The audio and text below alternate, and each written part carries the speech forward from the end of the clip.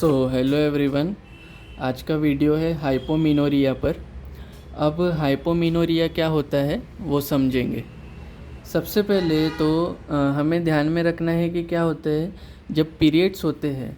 तो normally period में क्या होती है कि वजाइना से जो ब्लीडिंग होती है वो 4 से 7 दिन तक पीरियड्स होंगे, यानी 4 से 7 दिन तक वजाइना में ब्लीडिंग होती है वजाइना से। लेकिन हाइपोमिनोरिया में क्या होगा कि पीरियड सिर्फ 1 या 2 दिन के लिए रहेंगे, यानी वजाइना से ब्लीडिंग या तो फिर 1 दिन के लिए होगी या फिर 2 दिन के लिए होगी।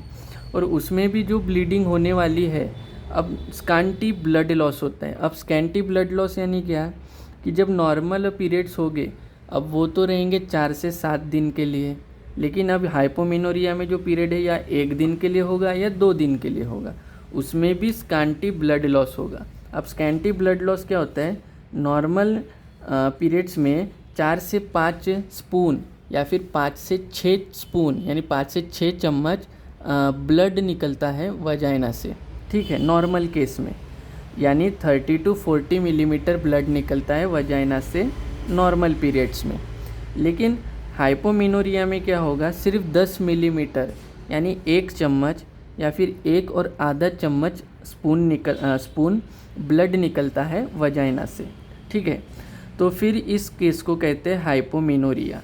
अब इसमें कॉसेस क्या है, इसका कारण क्या है? तो सबसे पहला कारण होता है पीसीओएस यानी पॉलीसिस्टिक ओवेरी सिंड्रोम।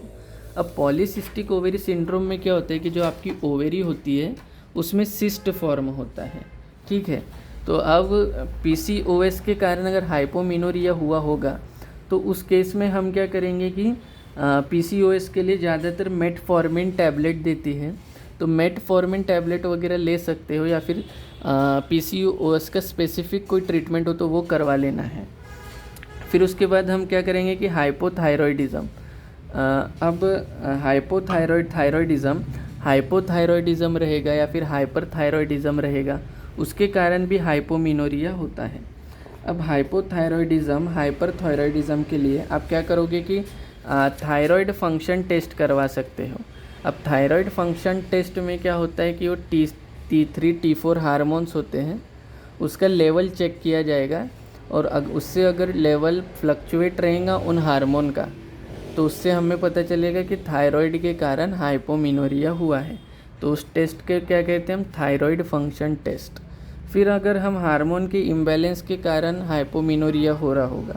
अब हार्मोन का इम्बैलेंस क्यों होगा, एक तो प्री मीनोपॉज में होता है। प्री मीनोपॉज आता कब है, 45 के एज के आसपास। तो उसमें क्या होता है कि आपके जो पीरियड्स आना है वो बंद हो जाते हैं, 40 प्लस की एज से आपके पीरियड्स आना बंद हो सकते हैं। तो उस केस में क्या होगा, उस समय की हार्मोन का इम्बैलेंस होता है आपकी बॉडी में, और फिर उससे हाइपोमिनोरिया होगा। फिर बर्थ कंट्रोल पिल्स यानी प्रेगनेंसी को अवॉइड करने के लिए जो पिल्स खाई जाती है उसे कहते हैं बर्थ कंट्रोल पिल्स। और ये बर्थ कंट्रोल पिल्स खाने के बाद क्या होता है कि ये बॉडी में जाकर हार्मोन का लेवल इम्बैलेंस करती है, जिसके कारण क्या होगा कि हाइपोमिनोरिया हो सकता है। अब एथलीट्स हो गए। एथलीट्स यानी जो बहुत ज़्यादा, ऐसी लड़कियां जो बहुत ज़्यादा फिज़िकल ट्रेनिंग करती है, यानी वेट की ट्रेनिंग करेंगी, या फिर जो स्पोर्ट्स में होते हैं जो बहुत ज़्यादा स्पोर्ट्स का वर्कआउट करेंगे, हैवी वर्कआउट, तो उस केस में क्या होता है, हार्मोन का इम्बैलेंस हो सकता है। जैसे टेस्टोस्टेरोन हार्मोन बहुत ज़्यादा सीक्रेट हो गया उनके बॉडी में, तो उस केस से हाइपोमिनोरिया होगा। अब एंटीसाइकोटिक्स यानी कि जो मेंटल पेशेंट होते हैं यानी मेंटली इल होते हैं, उन मेंटल पेशेंट को एंटीसाइकोटिक्स ड्रग वगैरह दे सकते हैं, तो उस केस में भी क्या होता है कि हाइपोमिनोरिया होगा, क्योंकि हार्मोन का इम्बैलेंस है। अब वेट लॉस है, अभी हमको पता करना है कि भैया हार्मोन के इम्बैलेंस के कारण ये हाइपोमिनोरिया हो रहा है क्या। तो उस चीज़ में हम क्या करेंगे कि ब्लड टेस्ट करवाएंगे। अब ब्लड टेस्ट करवाएंगे तो उसमें प्रोजेस्टेरॉन, टेस्टोस्टेरोन, LH, FSH ऐसे हार्मोन्स होते हैं। तो ये हार्मोन का लेवल वहाँ पर आएगा रिपोर्ट में कि इम्बैलेंस है क्या है, और अगर इम्बैलेंस आया हार्मोन्स के लेवल में तो समझेंगे कि हम हार्मोन के इम्बैलेंस से ही हाइपोमिनोरिया है। तो हार्मोन के लिए हम ब्लड टेस्ट करवाएंगे। फिर वेट लॉस रहा, माल न्यूट्रिशन यानी जो बराबर से खाना नहीं खाता है, जिसको न्यूट्रिशन प्रॉपर प्रोवाइड नहीं हो रहे, जिसके कारण पूरी बॉडी में वीकनेस आ गई है, कुपोषित जिसे कहते हैं हम, और वेट लॉस है जिसका बहुत ज़्यादा, उस चक्कर में भी हाइपोमेनोरिया होता है। अब स्ट्रेस से भी हाइपोमेनोरिया होगा क्योंकि उससे भी हार्मोन इम्बैलेंस होगा, तो स्ट्रेस के लिए योगा मेडिटेशन कर सकते हैं। डायबिटीज़ से होता है हाइपोमेनोरिया, तो डायबिटीज़ के लिए आपने टेस्ट करवा लेना है, शुगर टेस्ट करवानी है, BSL ब्लड शुगर टेस्ट करवानी है, और फिर उसके बाद फिर उसका ट्रीटमेंट लेंगे तो जिसके कारण हाइपोमेनोरिया ठीक हो जाएगा। फिर उसके बाद हम यूटेराइन एबनॉर्मेलिटीज़, अब यूटेराइन एबनॉर्मेलिटीज़ क्या होती है कि जो आपका गर्भाशय है उसमें बाय बर्थ से डिफेक्ट होगा। अगर यूटेरस यानी गर्भाशय में बाय बर्थ से ही डिफेक्ट होगा तो उससे क्या होता है, एबनॉर्मेलिटी होगी, तो उससे हाइपोमेनोरिया होता है। तो आपके गर्भाशय में बाय बर्थ से एबनॉर्मेलिटी रही तो हाइपोमेनोरिया होगा। तो उस केस में हम क्या करेंगे कि एंडोमेट्रियल बायोप्सी होती है, एक एंडोमेट्रियल बायोप्सी या फिर अल्ट्रासाउंड सोनोग्राफी, उससे हमें पता चल जाएगा कि ये यूटेरस में एबनॉर्मेलिटीज़ है या नहीं है। अगर यूटेरस में एबनॉर्मेलिटी निकली तो उसके कारण हाइपोमेनोरिया हुआ है। तो यूटेराइन एबनॉर्मेलिटी के लिए क्या है, एंडोमेट्रियल बायोप्सी या फिर अल्ट्रासाउंड। फिर उसके बाद हम देखेंगे कि यूटेरस में पॉलिप है, फाइब्रॉइड है यूटेरस में, यानी गर्भाशय में फाइब्रॉइड फॉर्म हुआ है, पॉलिप फॉर्म हुआ है। तो गर्भाशय में यूटेरस पॉलिप हुआ है या फिर फाइब्रॉइड हुआ है, इसके लिए भी हम सोनोग्राफी करेंगे जिससे हमें पता चल जाएगा।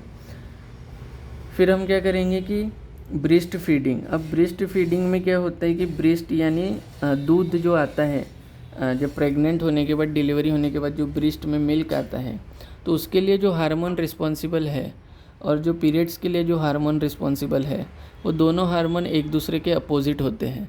तो अब क्या होगा कि हाइपोमेनोरिया तो पीरियड, नॉर्मल पीरियड तो क्या होते हैं कि 4 से 7 दिन तक होते हैं। हाइपोमेनोरिया यानी 1 दिन का पीरियड हो गया या फिर 2 दिन के लिए। तो अब जो ब्रेस्ट फीडिंग वाली जो फीमेल्स होती है, अब यानी जो दूध दे रही है, तो उस केस में क्या होगा कि वैसी फीमेल्स को कायदे से तो पीरियड्स आना ही नहीं चाहिए। लेकिन अगर कोई हार्मोन का इम्बैलेंस हुआ तो उस केस में क्या होगा कि पीरियड्स आएंगे, लेकिन क्या होगा, एक या 2 दिन के लिए आएंगे। तो ये क्यों हो रहा है, क्योंकि जो मिल्क जो बनाने के लिए जो हार्मोन है वो अपोजिट है जो पीरियड्स लाने के लिए जो हार्मोन रिस्पॉन्सिबल है। ठीक है, तो उस केस में ज़रा एबनॉर्मेलिटी होगी। तो यही है हाइपोमेनोरिया। एक बार फिर समझते हैं। PCOD यानी पॉलीसिस्टिक ओवेरी सिंड्रोम, यानी आपकी ओवेरी में सिस्ट है, इसको पता लगाने के लिए आप क्या करोगे, इसके लिए मेटफॉर्मिन टैबलेट होती है वो यूज़ कर सकते हैं। थायराइडिज्म के लिए आपको थायराइड फंक्शन टेस्ट करवाना है। अगर हार्मोन इम्बैलेंस है तो आपको ब्लड टेस्ट करवानी है। स्ट्रेस हो गया उसके लिए तो योगा मेडिटेशन करेंगे। डायबिटीज़ के लिए शुगर लेवल चेक करवानी है, ब्लड शुगर लेवल, फास्टिंग की और खाने के बाद वाली भी। फिर यूटेरस में एबनॉर्मेलिटी रही, यानी गर्भाशय में एबनॉर्मेलिटी रही तो सोनोग्राफी करवाइए, या फिर एंडोमेट्रियल बायोप्सी करके टेस्ट होता है वो करवाना है। फिर यूटेरस में अगर पॉलिप है, फाइब्रॉइड है, यानी गर्भाशय में फाइब्रॉइड है, पॉलिप है, तो उसके लिए भी आप सोनोग्राफी करवाएं। फिर ब्रेस्ट फीडिंग में क्या होता है, यानी जब प्रेग्नेंट हो गई, डिलीवरी हो गई, तो उसके बाद मदर क्या करती है, दूध सिक्रेट करती है, मिल्क आता है। तो जो मिल्क के लिए जो हार्मोन है और जो पीरियड्स के लिए जो हार्मोन है वो एक दूसरे के अपोजिट होते हैं। तो इसलिए जब तक ब्रेस्ट मिल्क सिक्रेट होता है, मदर के ब्रेस्ट से दूध निकलता है, तब तक यानी कम से कम डिलीवरी के 6-7 महीने तक तो उन पीरियड्स नहीं आना चाहिए। तो यही है हाइपोमेनोरिया। अगर अच्छा लगे तो लाइक, शेयर एंड सब्सक्राइब।